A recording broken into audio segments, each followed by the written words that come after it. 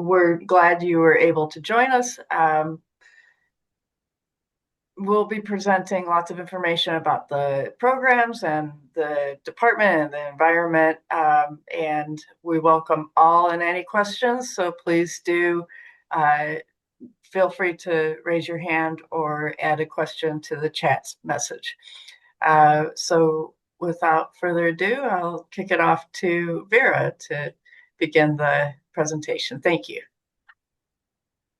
All right. Thanks, Nicole. Do you want to advance the slide? Yes. Yeah. So as Nicole said, there's a lot of information that we'll be covering today, myself, including my colleagues, Dr. Banerjee and Dr. Zollner here as well. So yeah, so if you have any questions, please do put it in chat. Nicole, I assume you'll be moderating that, and then of course Yes. raise your hand, and we'll be happy to answer and keep this a bit conversational as well. All right, next one. All right. Oh, it's here. All right. So I'll start at a very sort of high level and giving you the overview of the department here, in the over Department of Biostatistics at University of Michigan. I mean, I would wager we are probably one of the oldest biostat departments going around now, almost 75 years old this year, actually. And, we are located in the School of Public Health. That's the picture that you see right there, and we are located sort of on the right side of that building. Next, Nicole. Okay. So, of course, you all have a lot of options, I would presume. And graduate school is an important decision. So, and you have options. So, I guess our pitch will be, why choose Michigan Biostatistics and point out some of the unique strengths of the department. And this falls under, there are a few pivotal questions, that this predicates on. So if you want to advance a little bit, Nicole, because one thing with Michigan Biostatistics, as I said, with a rich history, is you'll be choosing more than a degree program. Keep going, Nicole. Yeah. And more broadly, especially in graduate school, it's an academic community. I'll hit the main point there. It's an academic community, and there are lots of things with Michigan biostatistics, especially choosing your next step of your academic journey. So, I mean, no doubt this is an important choice, and you should make it confidently. So there are sort of three pillars. You can go through all three, put all three on the screen, Nicole, and I'll hit the key points here. No. So you want to choose a place, where you're trained at multiple levels, not just as a scientist, but also as a collaborator and as a future leader. Um, you also, one of the factors is, grad school is a great place, where you build a community. You're choosing the people, not just your peers, but also faculty and staff who will support you, a community. And of course, you want to choose a program that will open up a number of career opportunities, after you graduate. And I'll hit upon that in a few slides about the various career opportunities available, of where our students have landed up. Next, Nicole. No. So that's the question we'll address directly today. So why choose biostatistics? I mean, at Michigan, I mean, I know rankings have their pros and cons, but still we are one of the premier biostat departments in the country, number one among public institutions, and number three overall. So we are sort of an elite company there. And by many, many metrics, both research-wise as well as student experience-wise, both the department as well as the university ranks very, very highly, as well as the place, Ann Arbor. So that's only part of the story. Next, Nicole. So this is a lot of data about the department, and I won't go through all the numbers. You don't have to read all the numbers, but I would say suffice to say it's a very strong in a R1 university, a research-oriented department which is predicated not just on research, but imparting high quality education. So by many metrics in terms of our faculty, our grants, our courses, as well as many other metrics, we are, and also public visibility, in terms of the department, on many metrics, we are very, high in that regard. You can go to the next slide. Cool. So, no. So I would say, you want to choose Michigan Biostatistics, our program is rigorous, you know. Of course, we are biostatistics. That's why we have the bio in the statistics. So, all of our courses and research are anchored on, solid biomedical contexts, you know. And we are a big department, close to 45 to 50 faculty, how you count it, as well as over 100 plus staff and 250 plus students, and that builds a very rich community that prepares you to lead. So there's sort of four things that we endeavor here. So you can go through all the four, Nicole, here. What now? And I'll quickly say, the four pillars being impact, because we do want to use data to inform better health outcomes. Our excellence, our programs are top rated, as you just saw, and grounded in rigorous quantitative and methodological training and opportunities, because as I said, we have a varied, a big department with many research areas that are represented, and I'll go that in a bit. And also that support that you get because of it's a very student-centric department and that invests in students. All right, next, Nicole. All right. So we've been doing this at Meta Students for days for a while now, and a lot of sort of common questions, come up that we want to directly address here now. So the question one is, will this program set me up for a strong career? I think I would say unequivocally yes. So if you move now, and as I said, we are a 75 plus year old department, and with 2,000 successful alumni who have gone on to many careers across academia, industry, and government as well.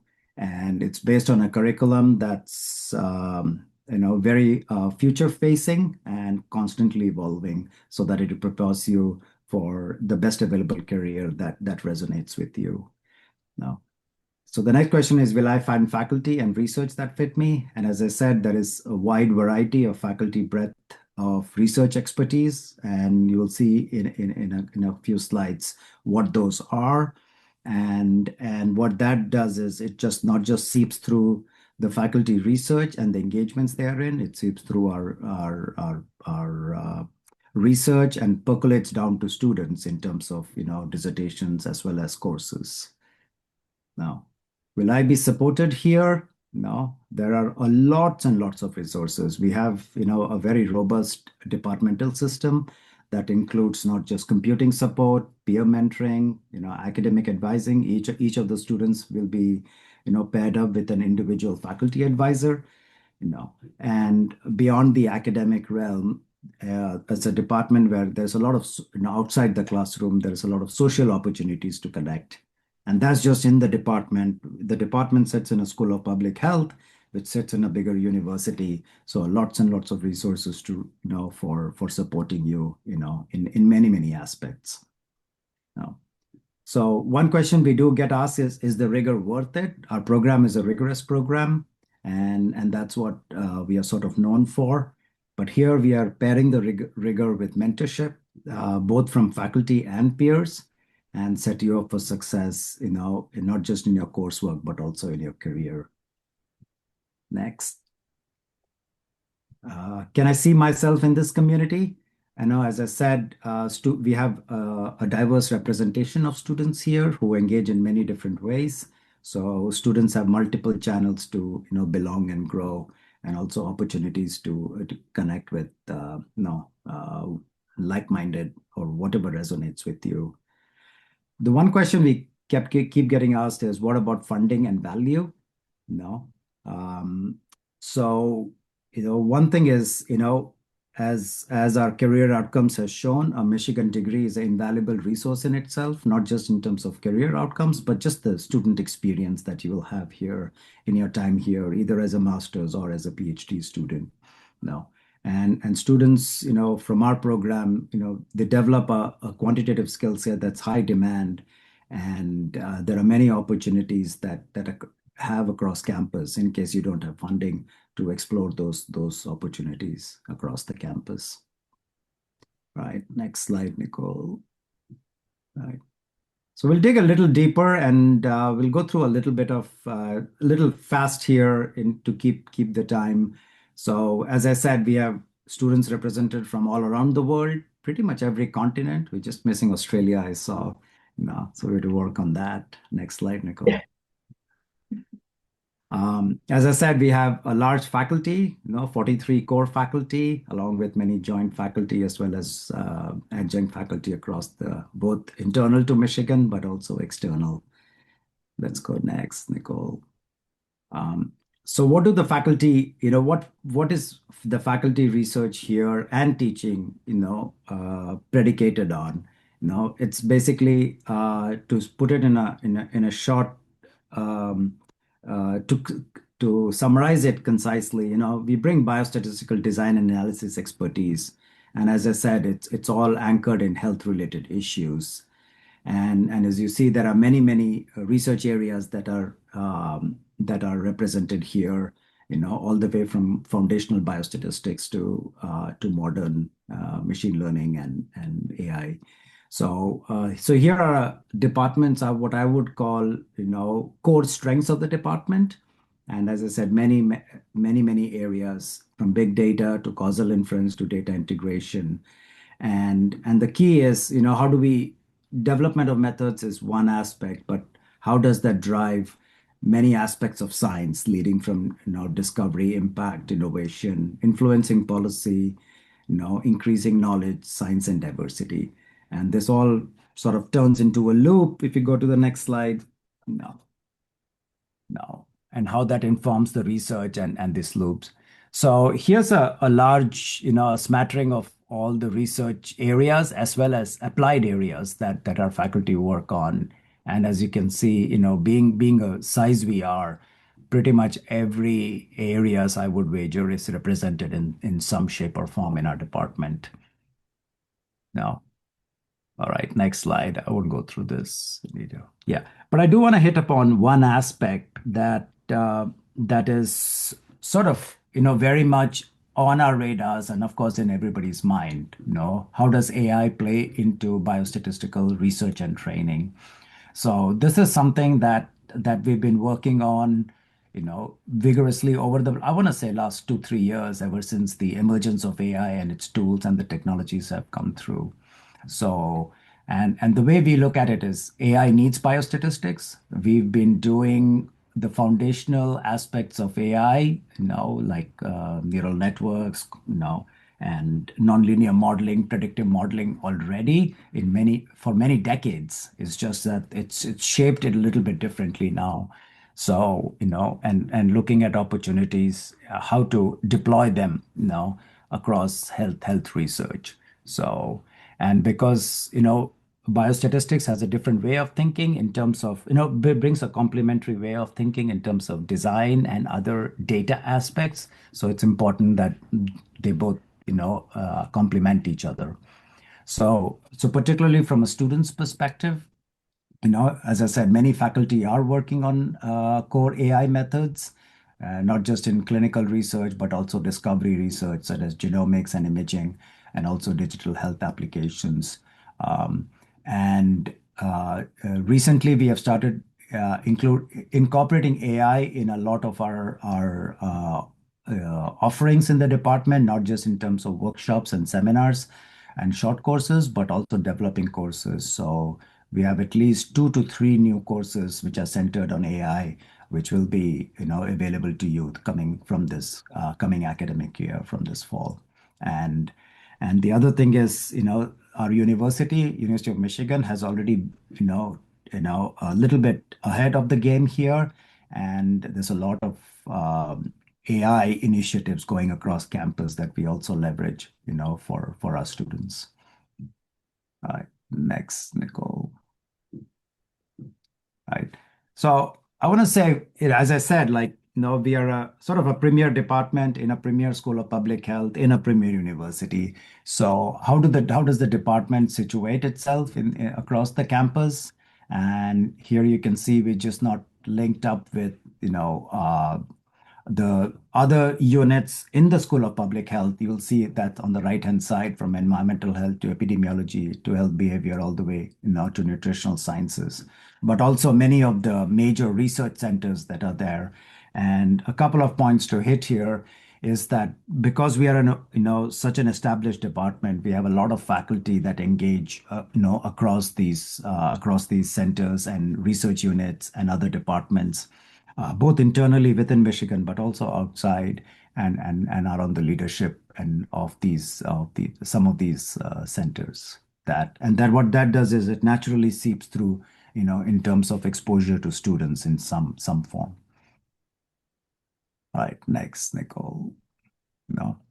So the key question is, what do our graduates do now? So as I said, a degree in biostatistics opens up many avenues, and that's across academia, industry, and industry broadly speaking, pharma, biotech, other healthcare, health tech, as well as government. And you can see a few places here on the right-hand side where our graduates have landed up, and they work on many diverse area. Examples include, of course, understanding basis of health and diseases, develop new drugs, and that's more going to clinical research, and then prediction modeling, how long a person with a particular illness will survive, and so on. All right, next slide. No. So coming to the support structure we have here in Michigan for our students. As I said, I've been part of three academic departments, and this is one of the most student-centric departments I've been part of. And we have a very robust support, student support, and that covers many aspects. As I said, student services, as Nicole said, she leads a team providing academic student support. There's academic advising with one-on-one faculty advisor. There is computing support. We have two computing people, one for high performance computing and an R programmer that's available to the students, not just for questions, but also they give workshops, and so that's within the department. So that's a very nice thing. There's peer mentoring, because we have students at various stages of their career, of course, masters, but also, senior PhD students. So a lot of peer mentoring, that I would say that's one of the key things here. Career resources, we have a lot of career resources that we leverage both within the department, also from the school. And this is a big one, the alumni connections. Once you're part of Michigan, you get to be part of our 2,000 plus alumni network, and that's a nice community to be part of, to leverage opportunities, and we actively engage them to help our current students as well. All right, next. All right. So a lot of things happen in the classroom, but seeing it holistically, there is a lot of aspects outside the classroom as well to build community.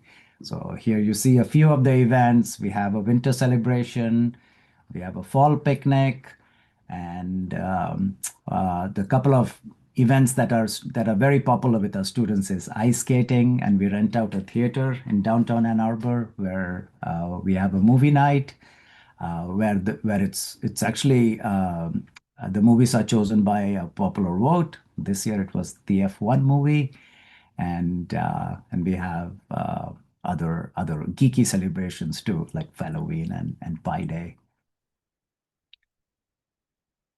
No. I do want to end on this slide. As many of you know, I see some international students here as well. There's a lot going on with the federal administration, the posture towards research funding, but I want to say, no, I'll hit upon a couple of points. We are a pretty resilient department, so even in the face of uncertainty, students are our number one priority. So we are working, vigorously to maintain our educational mission. And that's something that we have, a robust support for. And, and keep up our, legacy of excellence and impact. So work keeps going on. The only thing is we prioritize and this quote stuck with me, when everything is uncertain, everything that is important comes into focus, and we are in a robust place to deal with it. All right, I'll end there now. And thank you all for joining. And if you have any questions, I'll be happy to answer now. I don't see anything in the chat. If there are any questions, please unmute yourself before we launch into the uh, other aspects of our program.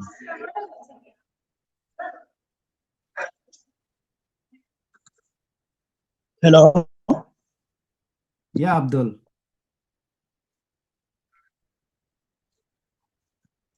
Yeah, good morning.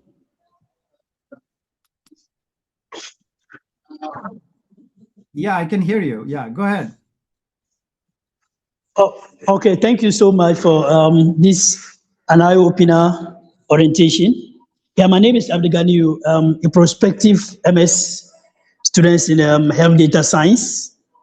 Yes, I recently the university offered me admission to offer MS in health data science. And even though I'm in Ghana and I'm seriously preparing to actually join the university. As of now, I want to find out my admission came without direct funding. And of course, I've given some links to do the application for funding. But as of now, I'm not getting a clear picture as to how to apply for the funding. And I want to find out if there is direct funding from the Department of Biostatistics to enable me enroll into the program in the fall 2026. Yeah. And you said you're in the health data science program, right? Nicole Mosme, do you want to pitch in here about our funding landscape, especially with our master's student? No. Yes, I mean, I Mhm. was planning to talk about that within our discussion of the master's program. Perhaps Abdul, and I see another question in the chat from Louis, again, along the lines of funding for MS students. So I could address it now, or we could kind of talk about the master's program and do it at that time, whichever is the preference. Nicole, do you have any preference? Well, I think that a lot of students are, well, we have one additional student who's asking about funding, so I think we should address. So let's address that. So in the master's program, again, there are two sort of tracks in the master's program: the MS in biostatistics, the traditional track, and then we have an MS in health data science.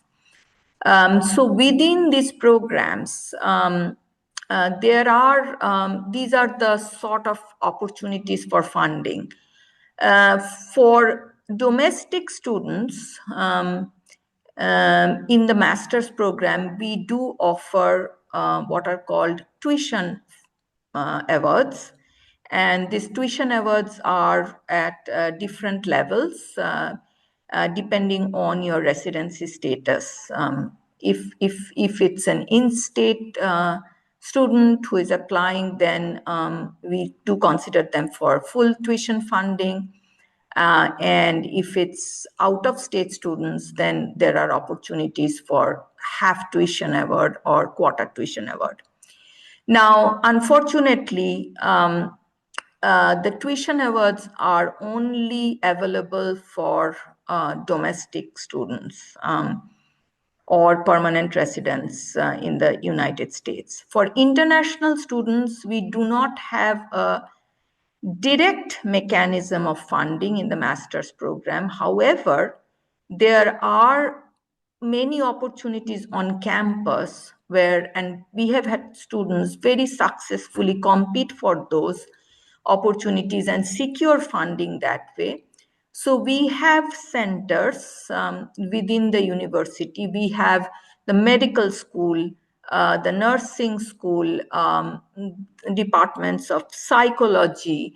We have an Institute for Healthcare Policy and Innovation.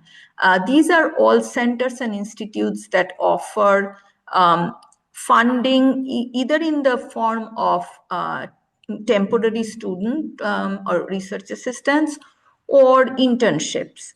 And these are available for international students as well. So we have had many students in the past who have come to our master's program and who have had the opportunity and success in securing funding through those mechanisms. But as I said, unfortunately, the direct funding through the tuition awards are only the domestic students are eligible for that.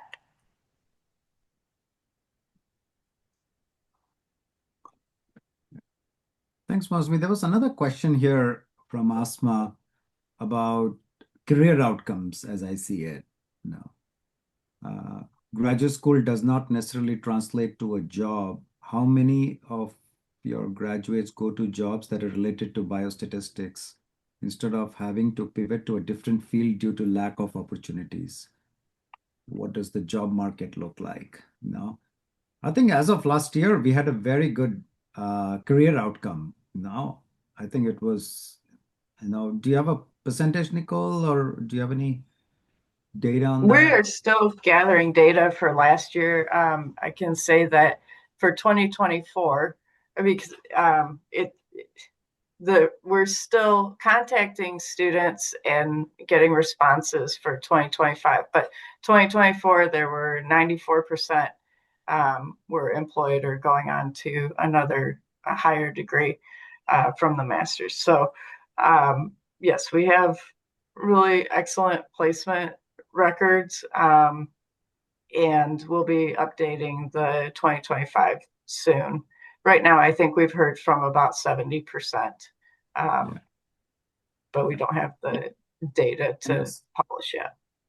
And I would re-emphasize that point that Nicole made, that we have had excellent placements of students graduating from our master's programs. I mean, that go into the workforce or may, go into other career paths, including PhD. We are very proud. And most, if not all, are pretty quantitative. They do maintain a quantitative emphasis now.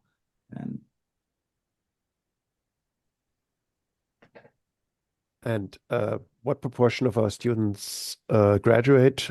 It's also in the 90s, right? Yes. We have an excellent completion rate.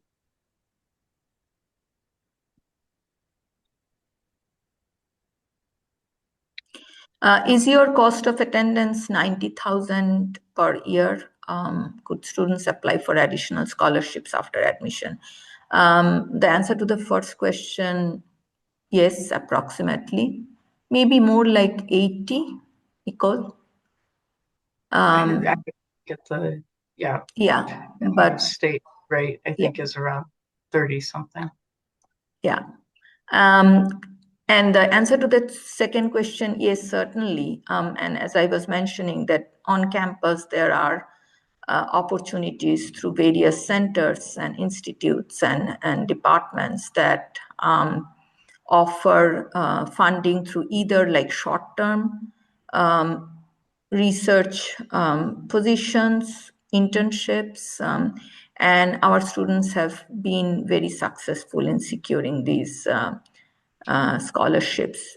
We also have actually just initiated this year a Center of Excellence in Maternal and Child Health, and they offer like certificate awards if students are interested in kind of pursuing alongside their degree in biostatistics, a certificate program in maternal child health, and there is additional funding that is offered, that can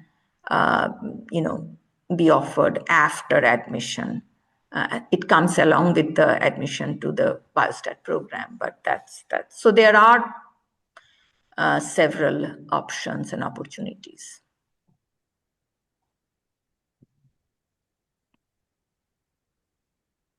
Yeah, we'll highlight some of those later in the presentation. There are several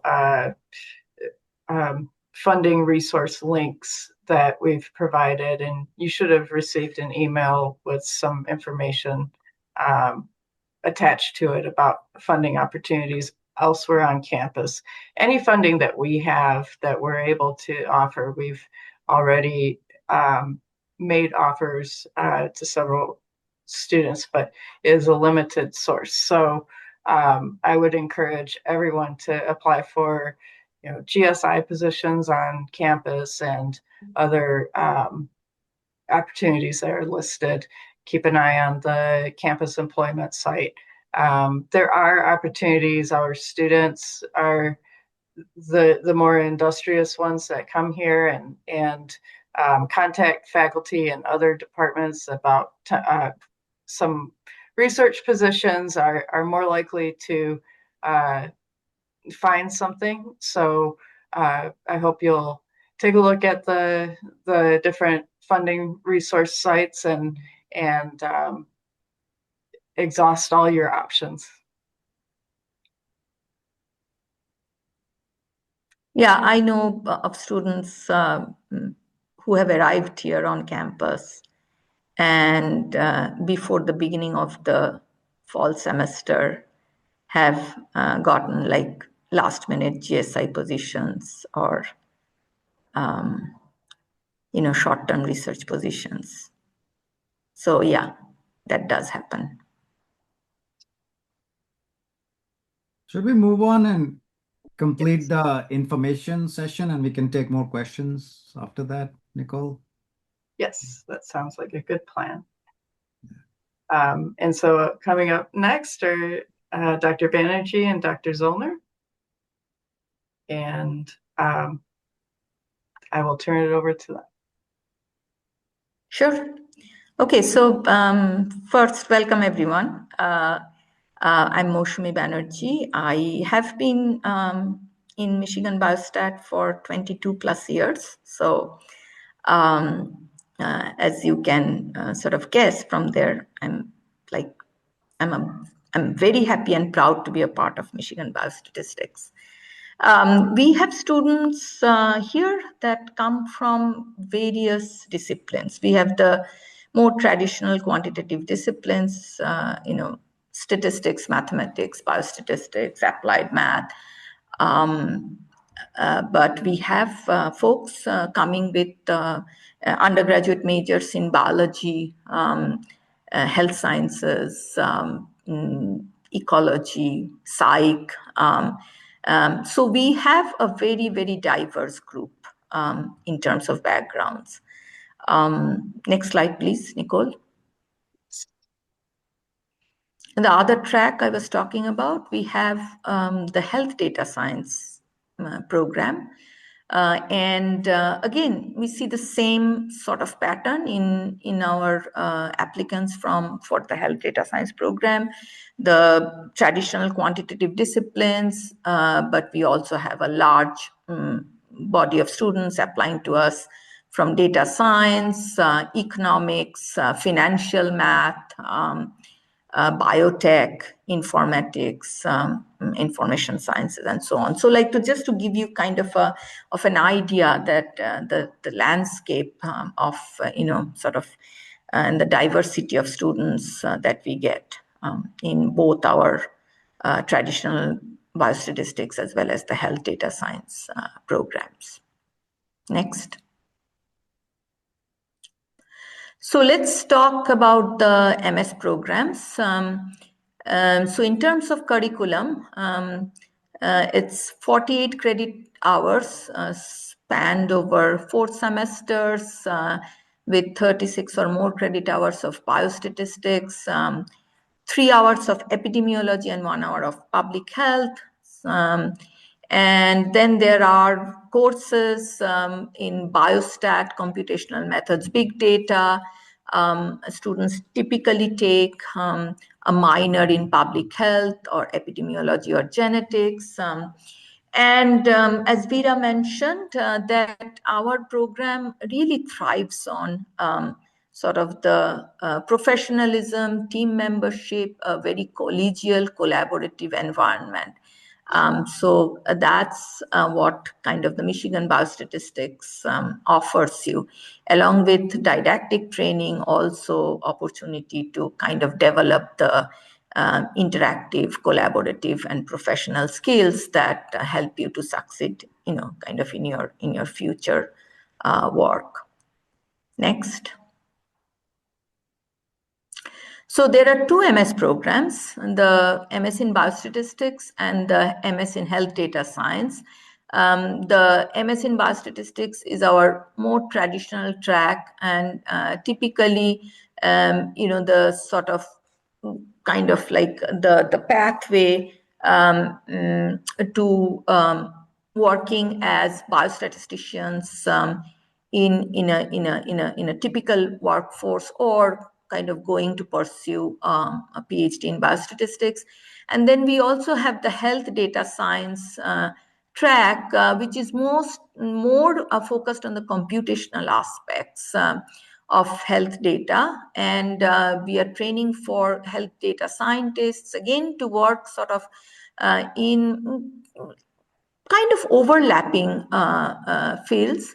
Both can be viewed as terminal degrees or preparatory for future graduate work and pursuing a PhD in allied fields. Both build strong foundation in statistical theory. I mean, our program, as Veera mentioned, is a rigorous program.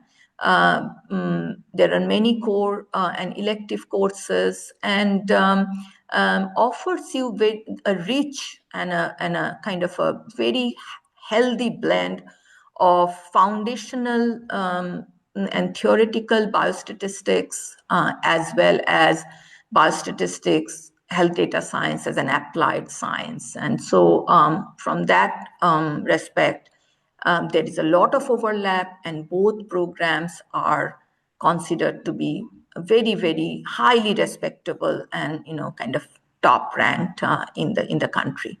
Next. So what does the MS Biostatistics coursework look like? So there are very streamlined sequences. So our theory sequence is Biostat 601, 602, focuses on probability theory, statistical inference, and this is our sort of kind of flagship theory sequence in the MS level. And then we have a very strong applied sequence, biostatistics 650, 651, 653. 650 starts from linear regression, bread and butter regression, goes into generalized linear models and correlated data, mixed models. So this is, again, our applied sequence, flagship applied sequence. Biostat 699 is our capstone course, and it's a very, very extremely useful course, prepares you to kind of, go out in the real world and work as a practicing biostatistician. And one of our, sort of, as I said, this is our capstone course, and again, mandatory for folks in the biostatistics track. Then we also have lots of electives. Students have to take 12 or more credit hours of electives from biostatistics, and then they also have opportunity to take electives from outside the department. Next. So what about biostatistics electives? We offer, because of the wide range of faculty interests and expertise, we are able to offer a very solid and broad range of elective courses. We have courses on survival analysis, categorical data, non-parametric statistics. There are several computing courses, AI-enabled, and then there are courses in statistical genetics, Bayesian statistics, clinical trials, spatial statistics, machine learning. So as you can see, a wide range of electives that students can choose from. Next. Now, coming to the health data science coursework, as I mentioned, that there is quite a big overlap between the foundational materials. So health data science students also have to take Biostat 601, 602, which is our theory sequence. And then they also have to take Biostat 650, 651, which is part of our applied sequence. Again, starts from regression, generalized linear models. 653 is not a requirement in the health data science program. 653 is longitudinal or correlated data, but sometimes health data science students also take that kind of as a biostat elective, but it's not a core requirement. In the health data science program, because the focus is on computation and computational methods, so there are these core requirements in health data science, computing and machine learning, the 620, 625, 626 sequence. And parallel to the 699 in the MS Biostatistics track, here we have Biostat 629, which is case studies. Again, you can think of this as our kind of capstone course for the health data science program, preparing students to kind of, work in the real life setting as practicing health data scientists. There are opportunities to take biostatistics electives. There's one biostat elective requirement, one computing elective requirement, and then the additional electives can be taken from either sort of inside or outside the program. Okay, next. So what are the health data science electives? These are most of these are biostat electives, but then in addition, some biostat electives are like health data science core courses. Plus, you do have these other classes or courses that I talked about within electives for the Biostat program, and these again include survival analysis, categorical data, clinical trials, sampling design, Biostat 653, which is a core requirement of the Biostat MS program. Longitudinal data analysis, correlated data can be taken as an elective for a health data science program. So once again, lots of courses to choose from, and then again, sort of because of the focus of this program, lots of courses on computing, AI-assisted statistical programming, AI, and so on. So no dearth of electives, but like a very rich body of coursework. Okay, next. In addition, first-year students also take a professional development class, and this is Biostat 611, 612, 1 credit each for fall and winter. I think it's an excellent sort of preparatory work for graduate school and professional success skills, and helps you learn survival skills and how to thrive as a biostatistics student during your graduate school, but also how to go out and kind of practice professionalism in the workforce. Students are presented with variety of career opportunities to go out and work in the real world, prepare for internship and job opportunities, and how to kind of be a successful collaborator, successful professional across a variety of fields. We also have what we would talk about again later on.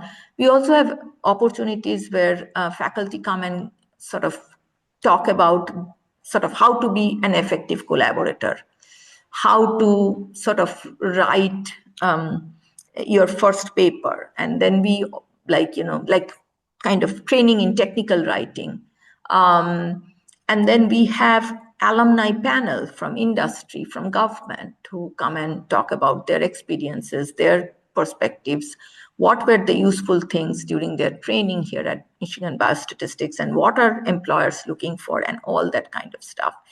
So again, a very, very important set of skills to learn while you are in grad school, and how to prepare to be an effective biostatistician or a health data scientist for the workforce. Next. Okay, so I'll turn this to my colleague to talk about field program. Hi, my name is Sebastian Zollner. I'm also a professor here. I've been here for 20 years. I'm chairing the admissions committee for the PhD, and I'm going to tell you a little bit about the PhD program. So for the PhD program, there's fundamentally two tracks that you can come in. You can come in with something that's equivalent to an undergrad degree, or you can come in already with an appropriate master's in typically biostatistics, sometimes statistics. If you're coming in with an undergraduate degree, then the first 2 years look relatively similar to the master's program. You're required to take the same theoretical courses as well as the methods courses and Biostatistics 699. As for the master's, you're expected to take electives both in biostatistics and outside. Typically, those electives, though, you can already choose, and most of our students do choose electives that are at the 800 level and allow you to finish your coursework as fast as possible and move on to your to the research part of your dissertation. Next slide, please. The PhD as a whole typically takes 3 to 4 years if you come in after the master's, and 5 to 6 years if you come in post-bachelor. In addition to the master's coursework that you've just seen, you need to do a course in Math 451 Advanced Calculus. That's primarily because a lot of the PhD level courses in biostatistics require you to develop rigorous proofs, and advanced calculus is typically the course that sets you up with that skill.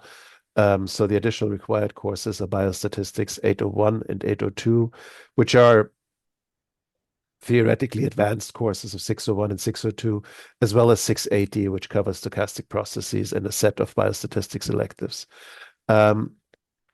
Typically, after 2 or 3 years in the program as an undergraduate student, as an incoming undergrad student, or after the first year in the program, if you're coming in with a master's, you're expected to take the qualifying exam. And of course, you're also expected to write a dissertation. Next slide, please.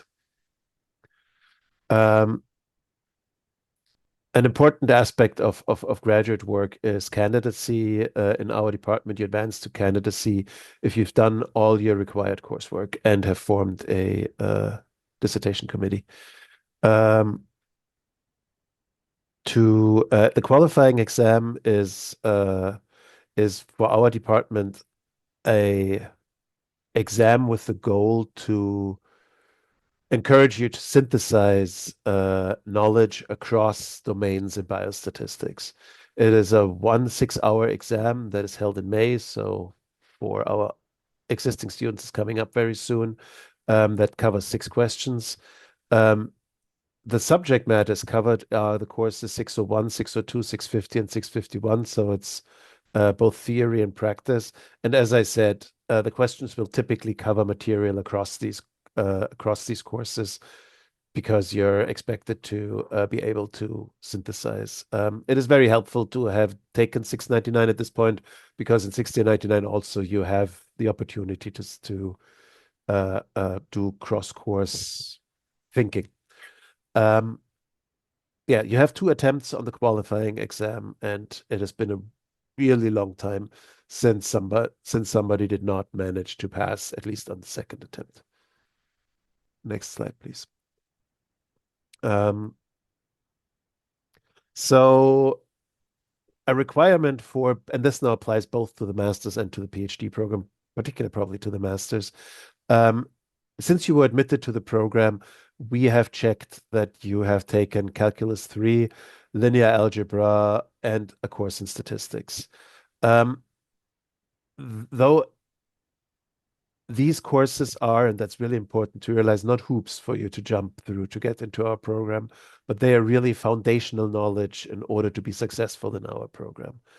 It is, if it has been a while, right? If you took most of your math in your early part of your undergrad, or if you've been in the workforce for a little bit, it is a really good idea to go back and make sure that the materials you learned in those courses is still something you have present and can work with as you join the master's program.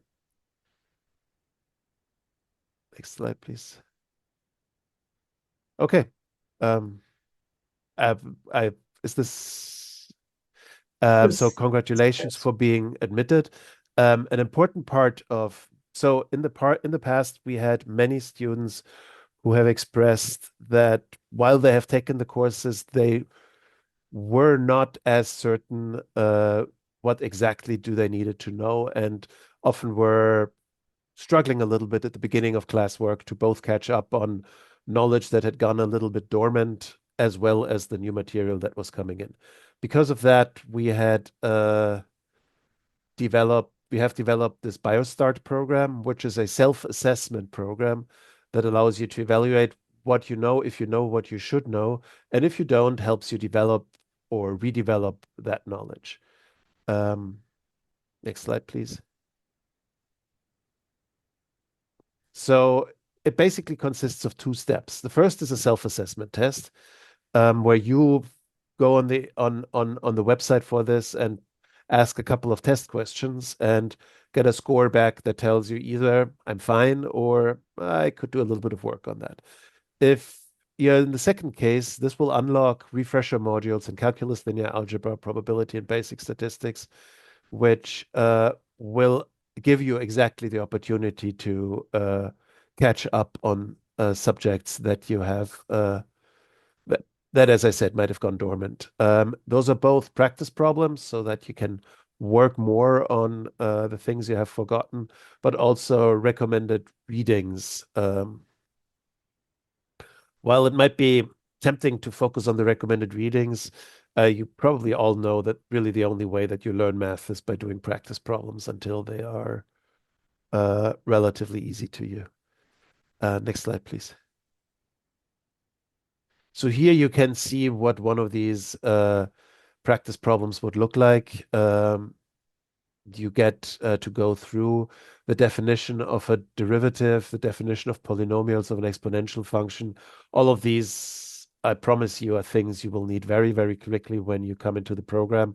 And having done those practices are going to be useful for you and will make it easier for you to get started and will ensure that you have a successful stay here.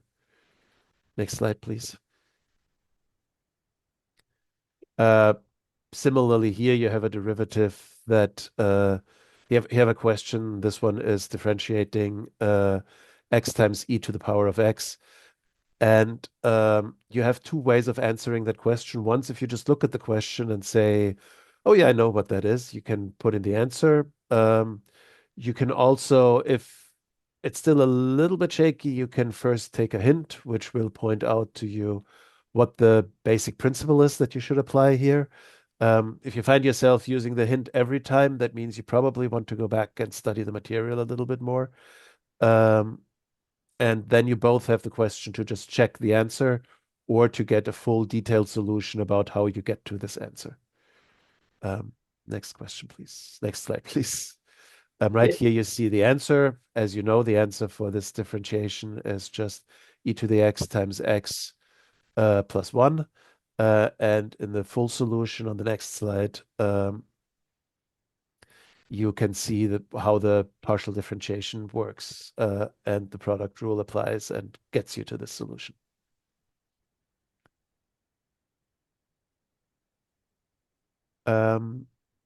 So this is, importantly, this is just a resource we make available to you. We don't see whether you use it. We certainly don't see the results of your self-assessment test. So there's no impact on what you do with this program, on how you get seen as you join the program. Accordingly, you don't gain anything if you take the self-assessment and have ChatGPT run in the background to tell you the answers, right? The point here is for you to figure out what you know. The purpose here is that you can do that at your own time before coming here. Doing something is better than doing nothing. So if you work through it and work through most of the practice part, and there's a little bit that's missing, we're way better off than if you hadn't done anything. But of course, as I already mentioned, practice is really important to become better at solving problems like that because, right, the exponential problem that we discussed before, in class, this will be a 20-second step from one part of a calculation to a next part of a calculation. And if you've seen it 5 times, that will be easy for you. And if you're still trying to catch up, you will lose track a little bit of what's going on at that point. So having the practice will be really useful. Next slide, please. Okay, we've already talked a little bit about funding. Here's a little bit of an overview. The major funding sources for our department are graduate student research assistantships, graduate student instructor positions, and fellowships. These positions are generally used to fund PhD students.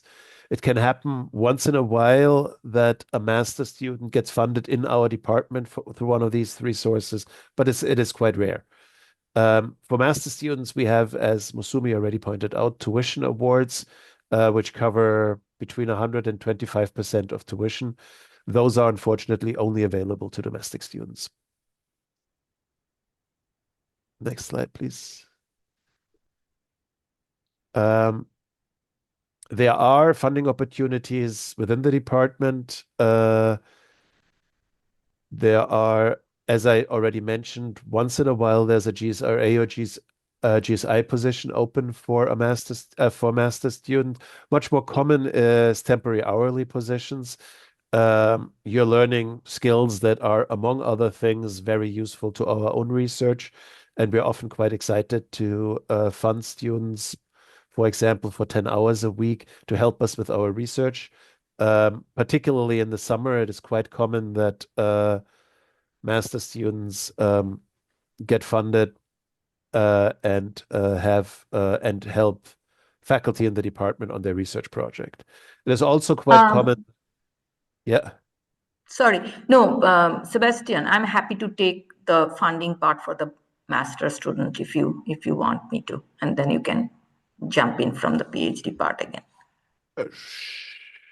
Sure. Go ahead.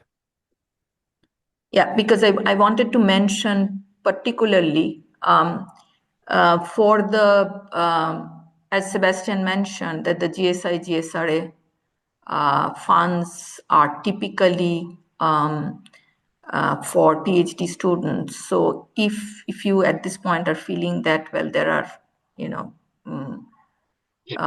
then pretty much no full funding positions for master students. In the first year, unfortunately, yes, we only can award the tuition awards to our master students, but if you are joining the master's program without funding, and there are opportunities on campus, as I mentioned, and then even within the faculty, within the department, sometimes faculty will sort of advertise temporary research positions, and typically, these go to master students or students that faculty have had in their classes.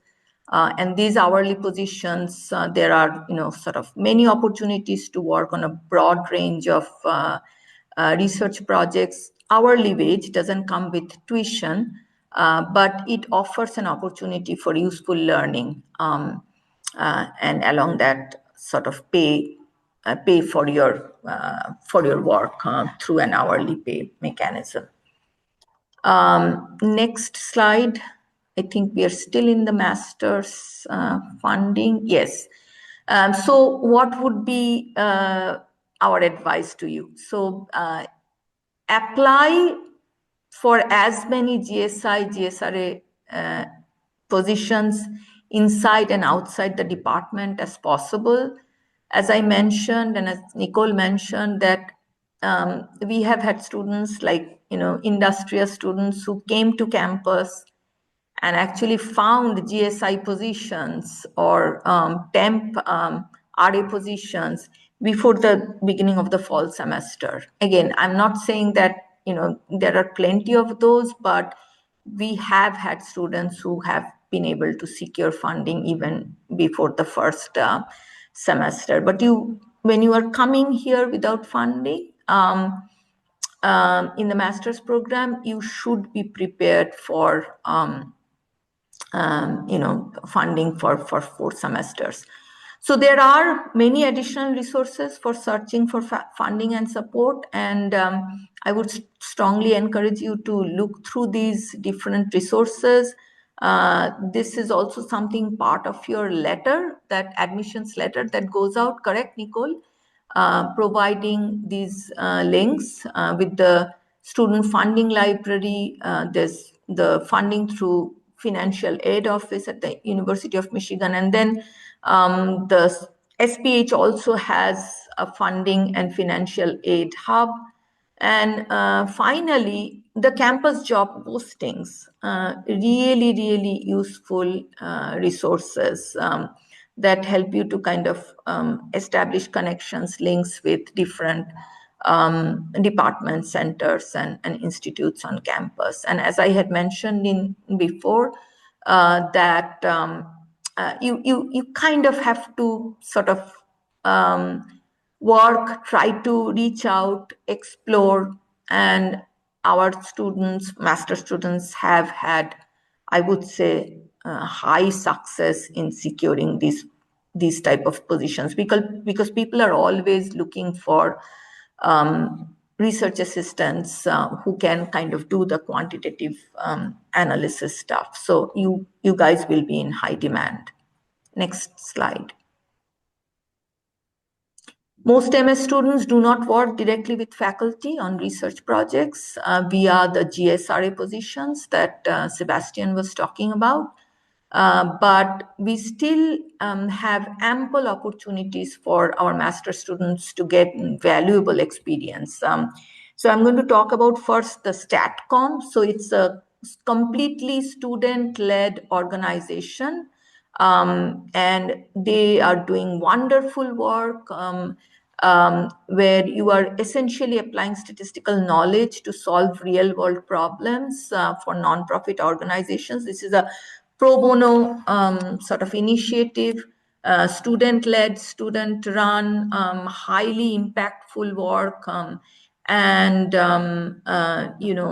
sort of has a really high leverage in kind of impacting some of the work that's going around in local nonprofits and other organizations. So this is I would highly encourage students to get involved in the StatCom as part of their training program.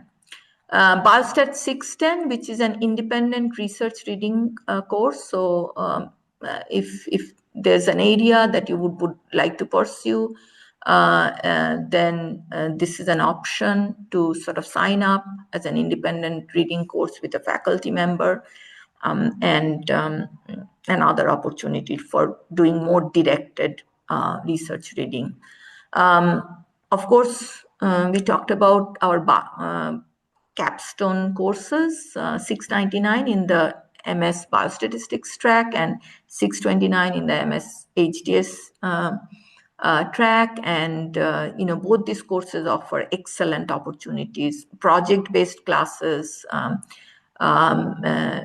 writing and communicating biostatistics, data science, and formal presentation. So like all those skill sets are important part of your training that you can acquire through these capstone courses. Searching for temp hourly positions in labs in the department. And again, these are things that I was talking about, like oftentimes faculty would reach out and post temp hourly positions. And these are excellent sort of opportunities to gain that real life experience. And finally, seeking out GSRA opportunities and or internships through other centers, institutes, or departments outside our direct biostat community. Next slide. A Michigan biostatistics degree opens doors for future careers. So Vera, Sebastian, myself, we all talked about the high reputation that we hold in the broader statistical community, the importance of the field, and our program really trains students on the depth and the breadth of the field, a very healthy balance of theory as well as applied coursework. And because of the strength of our program and the sort of the richness of our program, our graduates find really great jobs. The placement data Nicole shared with you, we are very proud of our placements. Typically, our graduates go to positions in universities, research centers, government, industry beyond. We have alumni panels from all these sectors who come and talk about their success stories, and like how Michigan training helped them sort of enrich their careers. Department posts notices of positions. We host recruiters. And then, we talked about the professional class, Biostat 611, 612, that within your graduate training offers you the opportunity to develop those professional skill sets. And finally, the SPH Career Services Office that I'm sure Nicole can talk about more. Is a useful resource. Oftentimes our students sort of take advantage of the Career Services Office, both in terms of help with recruitment, jobs, writing, and so on.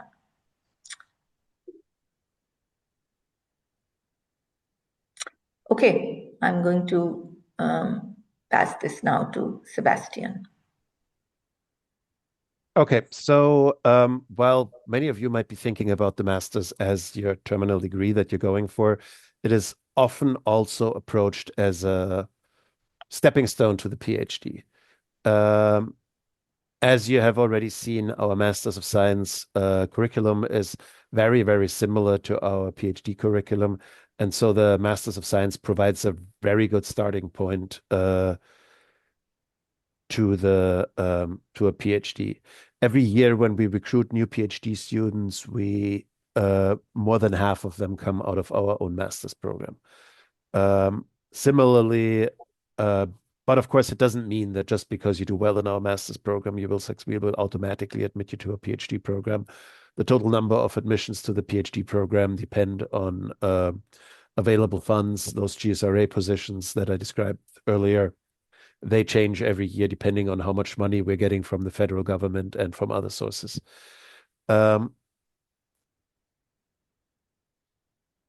Nonetheless, yeah. However, most of the students in our program who want to move on to the PhD will find a PhD position in the United States. Our master's program is highly regarded and is an excellent training for a PhD program, and that is broadly recognized. So generally, our master students can find a PhD position in the US afterwards, assuming they did well in our master's program. Obviously, if you're not doing particularly well in our master's program, that might be an indication that a PhD might not be the best career choice for you. Next slide, please. So to give you an idea of the timeline, we're on right now, it is March 26th. So we are just talking to all of our admitted students. All our admissions decisions have been made. There may be some funding decisions, but they are generally made as well. You have until April 15th to decide whether you want to come to Michigan or to any other place. Until that day, US schools have agreed to not pressure students to make a decision. So you should take as much of that time as you need. If you're still gathering data or trying to figure out how things could work, then absolutely take the remaining 2.5 weeks or so that are left here. On the other hand, if you already know, please let us know as fast as possible, because that allows us to plan carefully about how we're going to give you the best support as soon as you come. As soon as we have commitments, we're trying to match funded students to the funders. And starting May, we're finalizing these, and then late August, we hope to welcome as many as you as possible to Michigan. Next slide, please. That's all we got. I think quite a lively discussion has already been going on in the chat, but if there are any more questions, please let us know.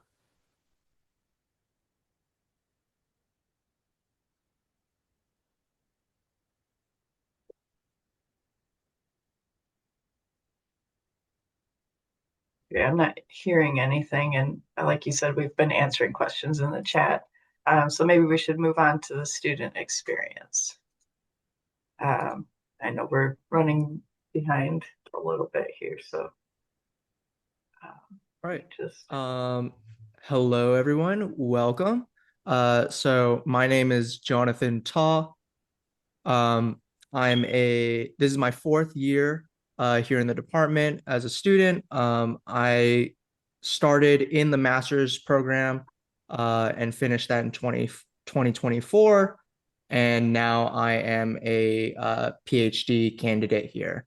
And so I'm going to be talking about the student perspective for a little bit, and then there's going to be time later to ask questions regarding anything related to the student experience here for me and a couple other current students. All right, so let's go ahead and get started. Next slide, please. So as a member of the Biostats department, you would be a member of the School of Public Health, the University of Michigan, and Ann Arbor. There are a bunch of different aspects to all of these. And so our department in particular has 243 students, 124 staff, 47 faculty members. And really importantly, I think we have such a long history in this department. We have over 2,000 alumni that are now positioned in companies and organizations all over the world. And so they're often a great resource for making connections and looking for jobs. Within the department, we have a lot of academic support in terms of like office hours, forming study groups. We also have multicultural food and game nights, which are hosted by the Biostatistics Student Association. We have computing support provided by 2 really awesome staff members, Mike and Jacob, who are dedicated staff for helping with computation issues. And so in particular, they're really helpful for developing software, for working with the high performance cluster resources we have available. And so if you have any questions about that, they're always happy to help. You've already heard a bit about StatCom earlier, as well as the Biostatistics Student Association. The Biostatistics Student Association, or BSA, they're a student-run group that organizes a lot of social events throughout the year.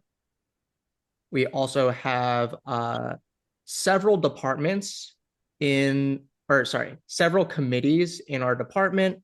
And these are really the driving force behind a lot of the decisions that get made within our department, a lot of the things that happen in the background.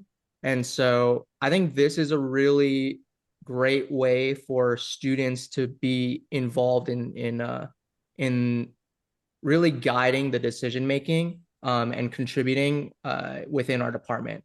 And so these committees typically have faculty, staff, and students. And I have served on a couple different committees throughout the years. Right now, I'm on the recruitment committee. I've also served on the curriculum committee, which helps make decisions about like credits, course requirements. And then I've also served on the peer mentoring committee, which is a student-run committee that matches all incoming students with peer mentors who are senior students in our department, and arranges events throughout the semester as well. And then one of the important things that we actually just had an event yesterday is the peer mentoring committee organizes a lot of data collection from students to get feedback on how the department is doing. And then the peer mentoring committee presents all of that information to the faculty and staff in order to make improvements from year to year, and really make a strong effort towards improving the student experience.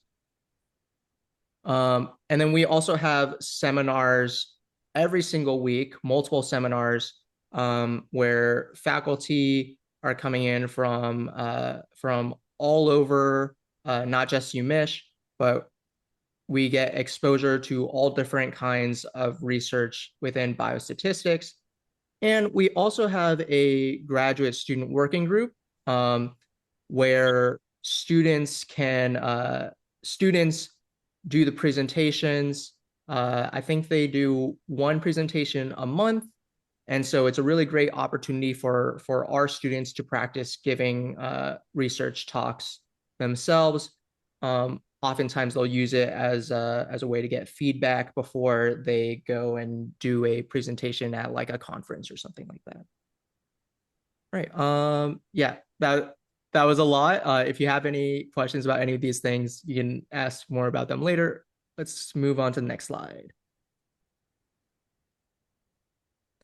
All right, so the University of Michigan has a huge alumni network, right? Like I said, our department alone has over 2,000 alumni that you can connect with.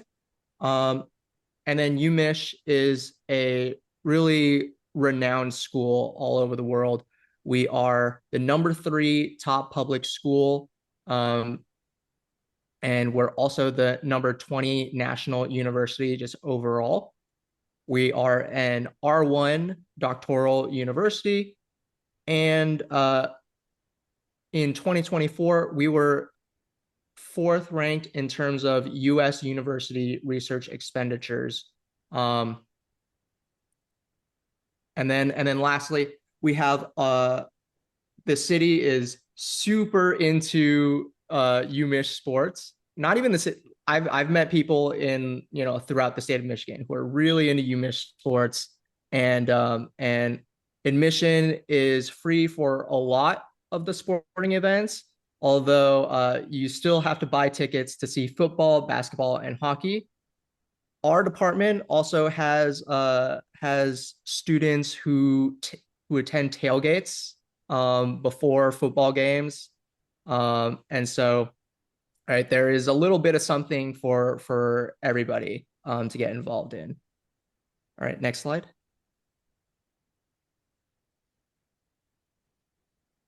You can go to the next slide. There we go. Okay, so zooming out further to the whole city of Ann Arbor, I think it's a wonderful place to live. It is a place that has all 4 seasons. And so you want to be prepared for all different kinds of weather, right? Bring a jacket, bring a swimsuit, everything in between. One thing that I and others have found very helpful in general is just to have waterproof shoes that you can just wear consistently, because whether it's snow or rain, or just like or leftover puddles from a recent weather, waterproof shoes are very helpful. We have about 120,000 people who live in Ann Arbor. It's like it has, to me, it has the feeling of a small city, but then it still has a lot of like the big city amenities. We are consistently ranked #1 in terms of cities with best quality of life, and we've also been ranked #9 as the best city to live in the U.S. In terms of public transportation, right? I take the bus to get to campus every single day. We have buses that run straight to the School of Public Health, and so all of the buses are free to use with your M card.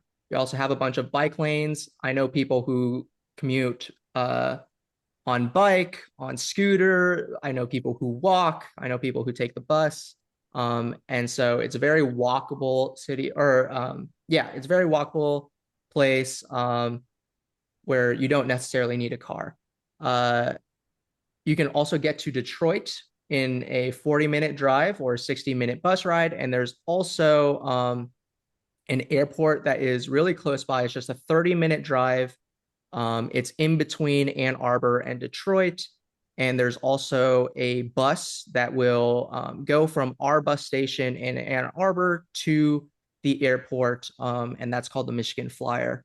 And so they make trips every single day whenever you need to go to the airport. All right, next slide.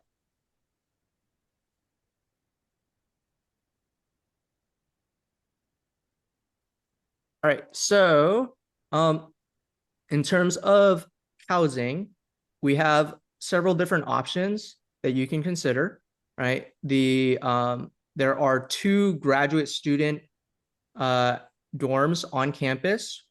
One is Munger and the other one is Northwood. Both of those you have to apply to get in, and those tend to fill up fairly quickly, right? So if you're interested in that, make sure that you submit your applications early. Like as soon as you know that you're going to need one of those, you should fill out an application. Or even if you're not sure, you can always fill out an application and then turn it down later if you find something else in the meantime.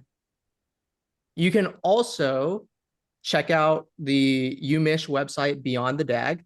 They have all kinds of great resources that are specifically for the UMich community to help you find housing, right? So people post apartments and homes that are looking for renters.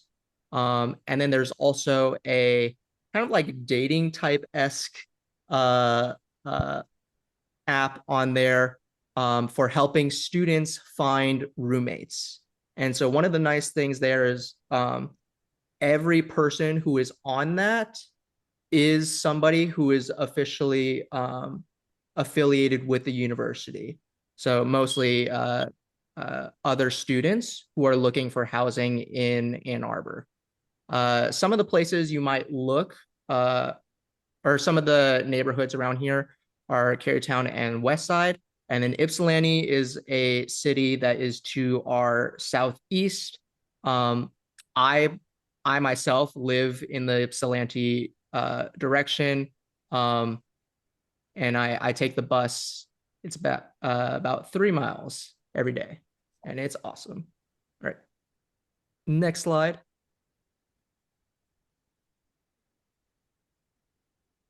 Oh, thank you, Ashley, for posting the link to be on the DAG.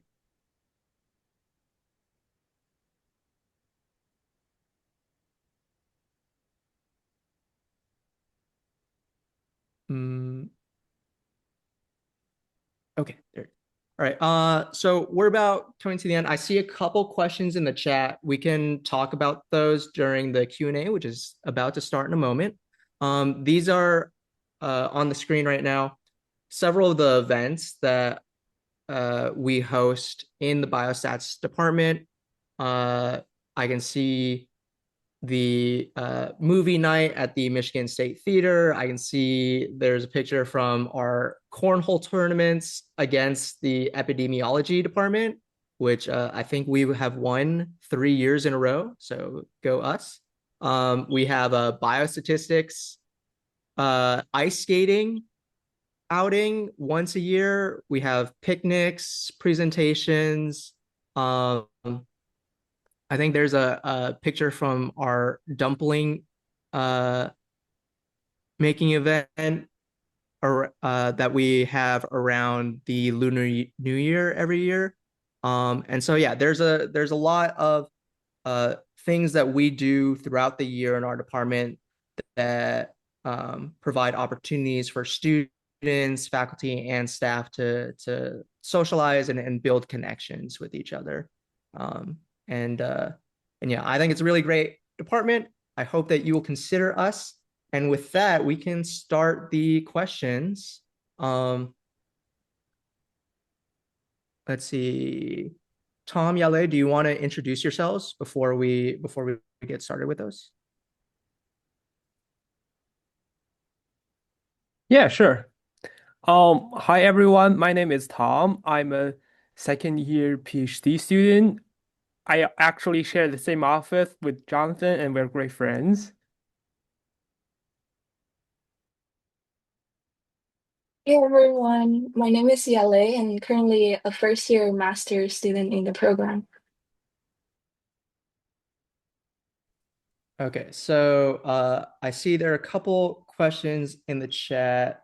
The earliest one I see is from Asma, asking, what are ways that you help struggling students? How many students drop out of your program? Right. So the second question, I don't actually know anyone off the top of my head who has dropped same out goes of. for me. Yeah. Okay. Yeah, I So think Nicole very few. Yeah, Nicole answered. Yeah, very few Yeah. drop out of the MS program. Yeah. Okay. So Nicole, I don't know, Nicole is muted, but she wrote in the chat that very few drop out of the MS program. The completion rate is very high, at least 95%. There are several resources within the department to help ensure success. Office hours for coursework are offered by all faculty and graduate student instructors. Each student is assigned an academic advisor and peer mentor. So yeah, the peer mentoring and the academic advising part are important, like important resources and steps for your success. So each student, as I think someone else mentioned, each student is paired with a faculty who serves as the academic advisor, and throughout the semester you could make appointments with your academic advisor. You could sort of talk to them about course selection, your career goals, and sort of opportunities for internships, liaisoning with alumni, and so on. So there is at least one dedicated person. Actually, I should say more than one, because there are multiple checkpoints, resources within the department, and all of us are very, very invested in your success. And Jonathan was nodding. So the peer mentoring, if you want to talk about, is also another. I'll add Yeah, one more thing. Oh, go ahead. Okay, why don't you go, Jonathan, and I'll add one more thing from a departmental perspective. Yeah, Jonathan, go ahead if you want to talk about sorry. mentoring. I would say the office in terms of coursework, office hours are a great opportunity to get additional help. You can also reach out to faculty and GSIs just via email or schedule appointments with them.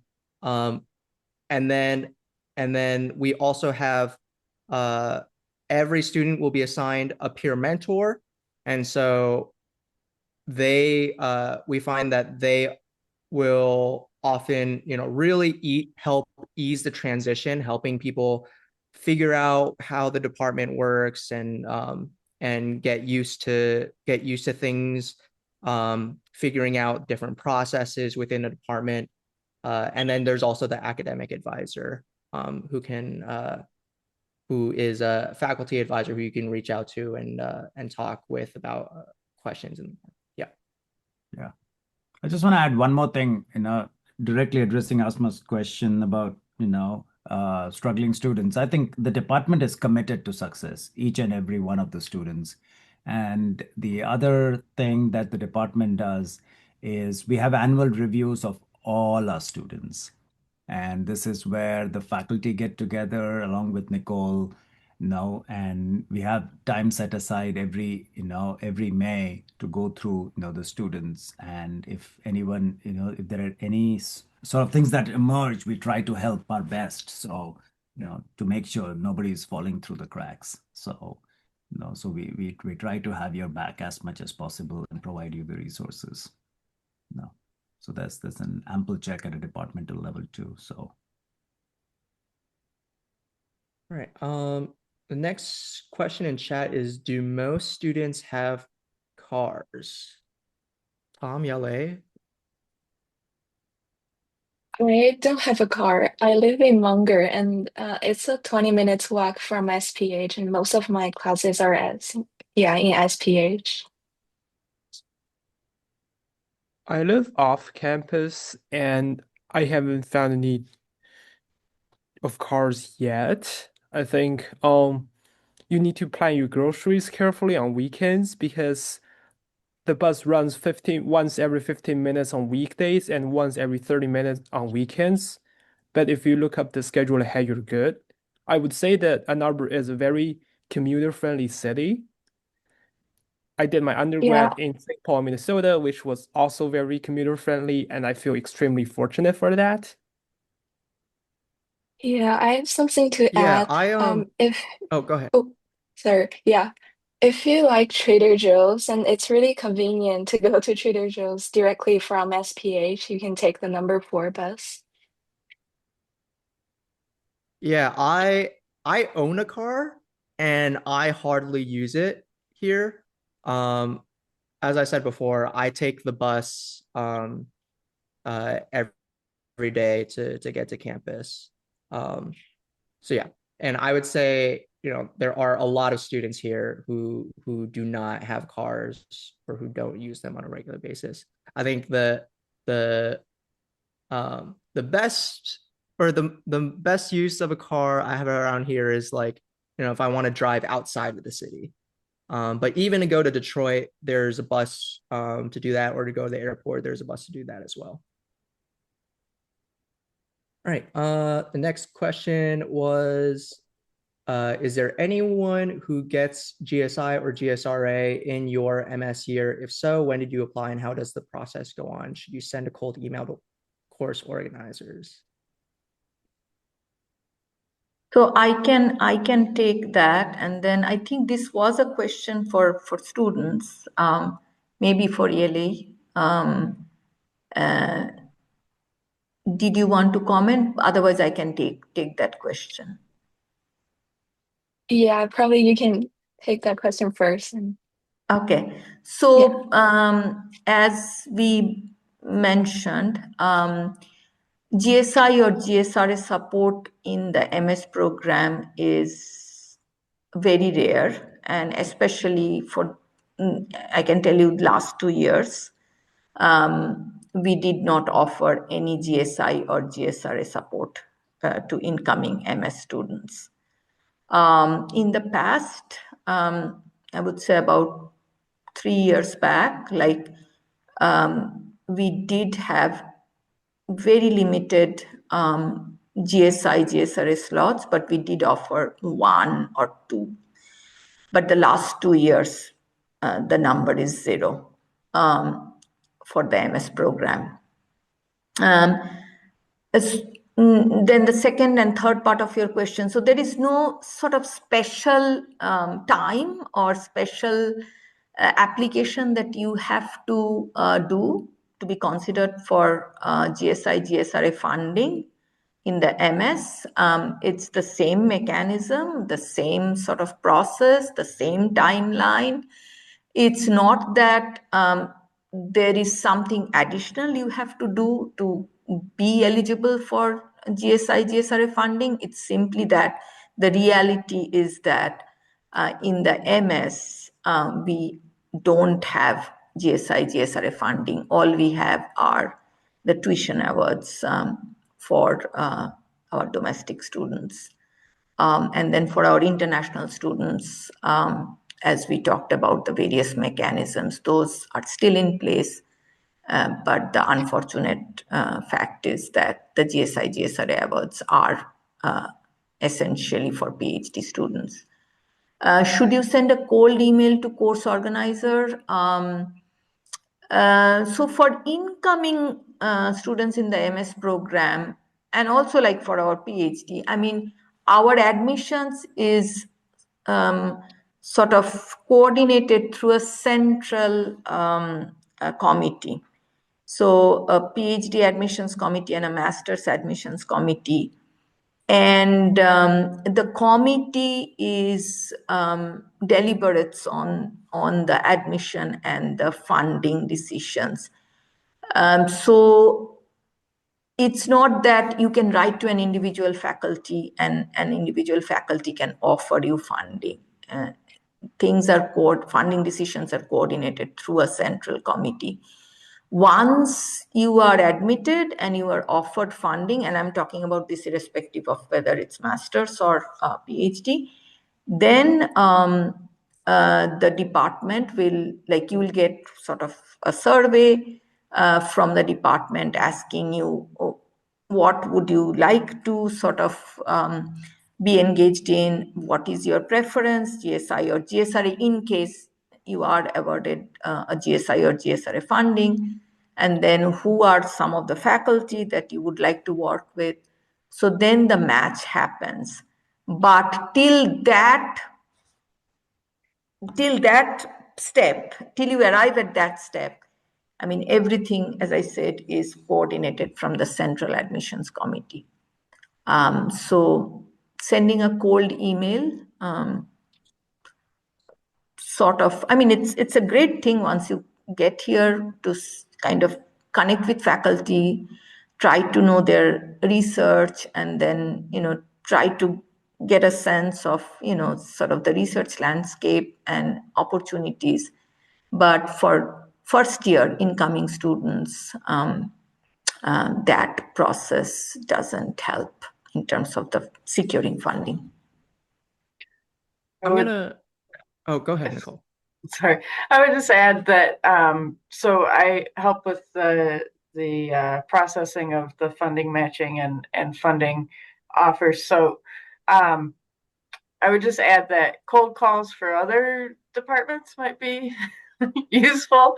I don't know how other departments look at their GSI positions. So, if you want to reach out to them, I think that, the industrious students are the ones that get the positions. So, but within our department, we have a funding structure. So that is that we fund all of our PhD students with these GSI and GSRA positions. So we need to satisfy those commitments first. And then in your second year, I mean, we survey the students once a semester to see if your interests have updated, what you're interested in research, or what faculty you're interested in working with, any updates to your CV.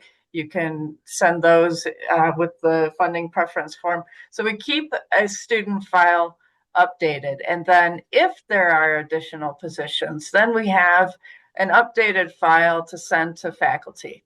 We don't have a lot of these positions, but we want to be ready with your credentials in case something appears. Last year, I think that there was one or two GSI positions that we were able to fund additionally. So the chance is not zero, but it's not huge either. So again, I would exhaust all options outside of the department. But we are looking out for you if something arises. You're built into the system, and so we will be in contact as soon as we know if something's available. In terms of opportunities outside the department, I have a GSRA in the epidemiology department right now. They came to Biostats looking to fund a Biostats student because they wanted someone with a lot of statistical knowledge to help with their research project. I have also cold emailed people in other departments and found not GSRA positions, but temp hourly positions where I am doing research with them, collaborating on a project, and then instead of getting like fully funded as a GSRA student, I'm paid by the hour based on how many hours I work each week. And so I find that in other departments, there is often a demand for by our students because we have a strong knowledge of statistics and we can help with data analysis. I know a resource for help finding those like temp jobs, hourly paid jobs. There is a student job website of UMeach student job, and you can go in and it can filter by department and what kind of jobs, what kind of position you are looking for. Yeah. They also post GSI open GSI positions in other departments.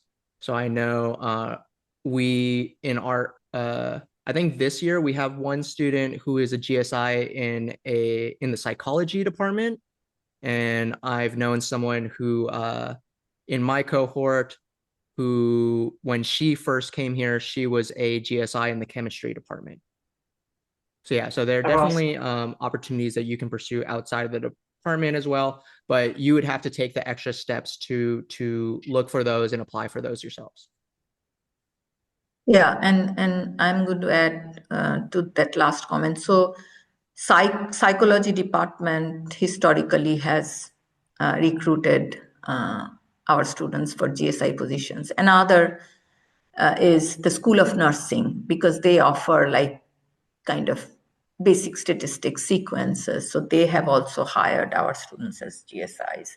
So again, as Nicole, Jonathan, and Yele was saying, that you have to kind of be proactive, work towards that and explore. But these are all excellent possibilities. With a small caveat to add is you need to have a certain level of English skills in order to be able to teach. So there's an extra test of your English ability. Different question I just want to highlight because I certainly don't know the answer to that. One student asked what can be calculated to be the very basic cost of living in Ann Arbor.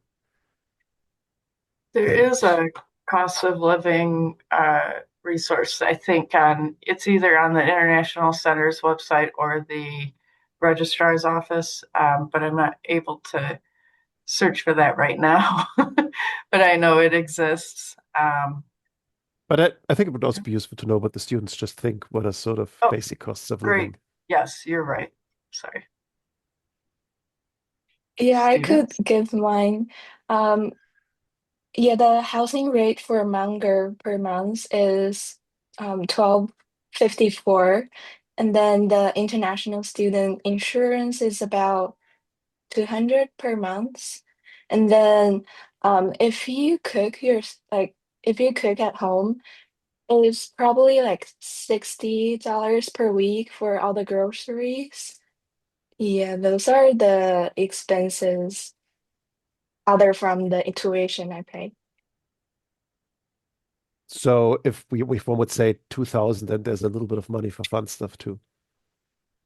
Does that For sound about fun right? stuff. Oh, Like going to a yeah, movie theater or something yeah, else? there are.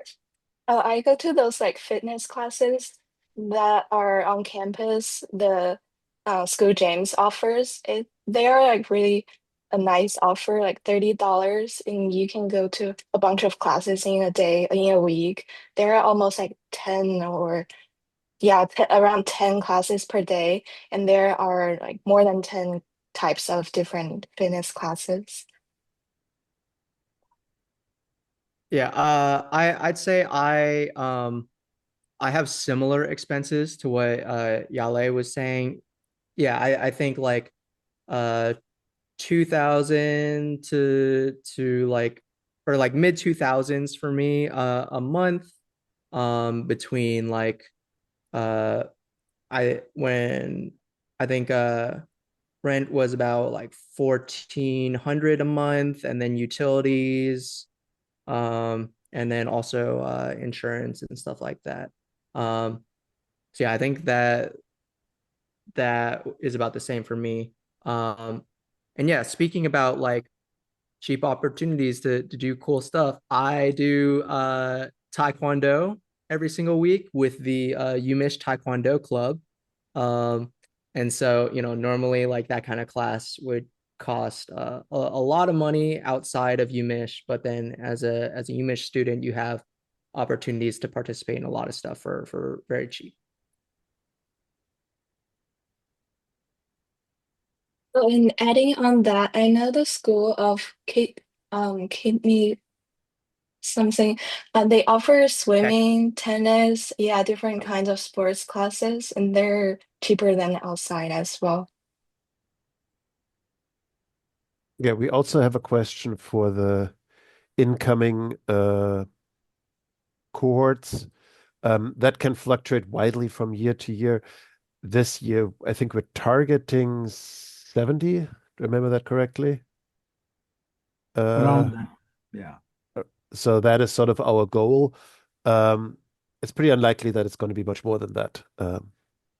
Yeah, in terms of trends, I can say, like 3 4 years ago, it was about 100, and that was very large. And then um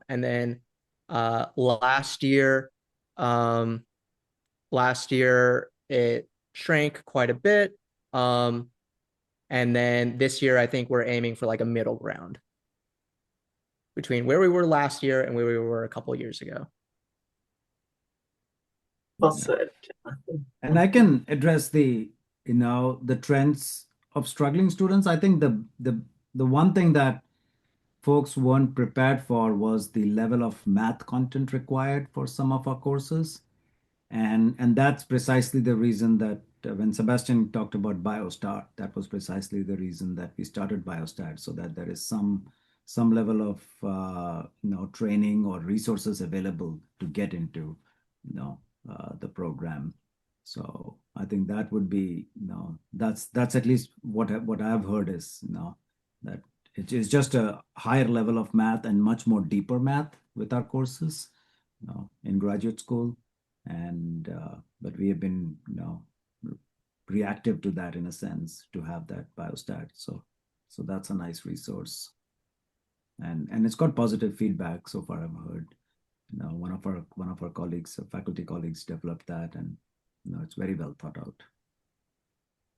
Yeah, so it looks like all of the questions or after this have been answered in chat. So I'd like to take a moment to go back to a question that was asked earlier, and I wrote that we could talk about it during the panel. Let me see if I can find it. What are ways you have improved the educational experience of students in your department in recent years? What was lacking? How did you address it? What still needs work? So yeah, I talked a little bit about this earlier, which is that our department does a really great job of really involving students in the processes that shape our department, right? And so, as I said, the peer mentoring committee, one of their responsibilities is to get feedback from students every single semester. In the past, they've done them with surveys. Just yesterday, we had we just had a town hall for students to meet and discuss the different issues in the department and brainstorm improvements that we can be making. And so that happens every single semester, right? And some things that have some concrete changes that have happened in the past include, when we had a cohort of students who are really struggling in core classes. That was one of the motivations behind starting BioStart, which you heard about earlier. And then another piece of feedback that we saw in the surveys from previous years was, people wanted more ways to learn about careers and what it's like to what kind of jobs are alumni getting, what are their working conditions like, what kind of work are they doing. And so since then, we frequently have alumni panels where alumni from different industries or working in different places will come to speak to us and answer our questions about, what is it that they're using day to day, and what can we be doing. And so that panel happened just earlier this week. And so those are some of the like concrete things that have come out of that data collection over the years. Yeah, I also have something to add to the same question. I can always see the curriculum committee. They're always changing what we need to learn to stay connected to the industry, but still have a strong background of the foundation, the theoretical knowledges.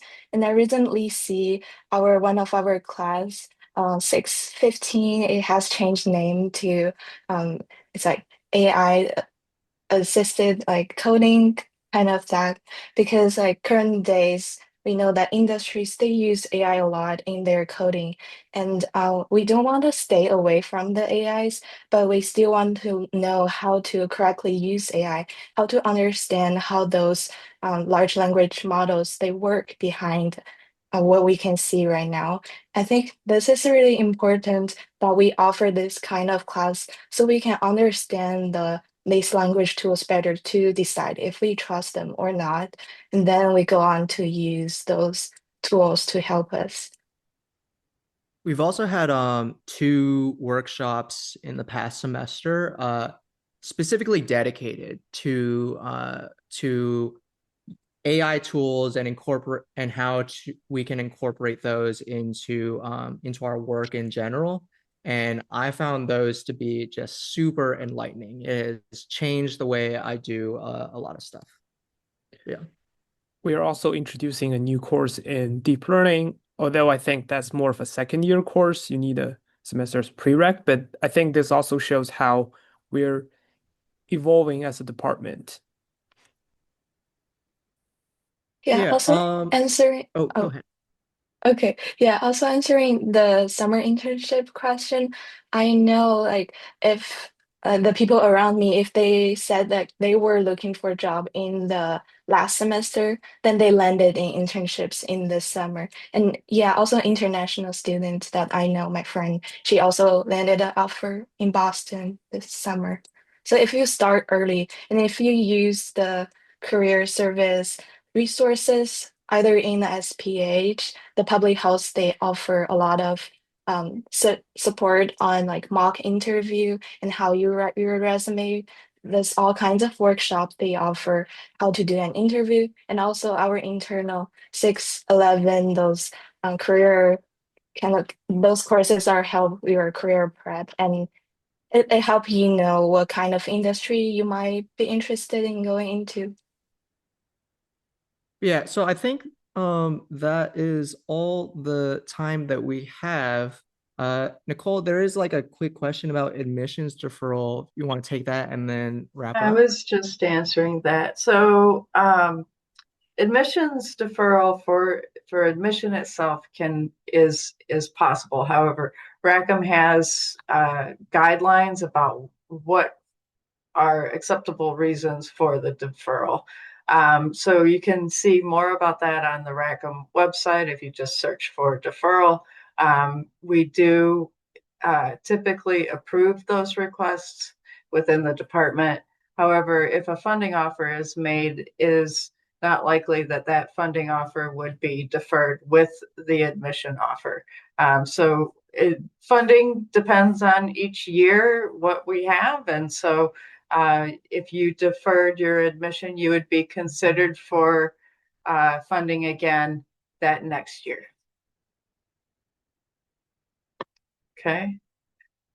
Thanks, Jonathan. And thank you, students, all for taking time out of your morning. Really appreciate you getting up early to join us this morning. I don't take for granted what a sacrifice that is.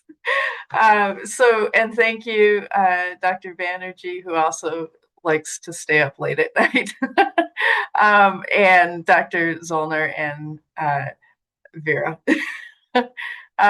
So thank you all for joining us. If you have any questions that you didn't get answered, please do email sph.bio.inquiries, or you can email me directly, and I'll be happy to answer the question or direct it to somebody who can answer the question. We want to hear from you, and if you've made a decision, we would love to know. As Dr. Zollner said, we would love to hear from you. But if you are still making a decision, please do feel free to take until April 15th to make your decision. We know it's an important one, and so we're not trying to rush you. But if you've made a decision, we'd love to hear from you.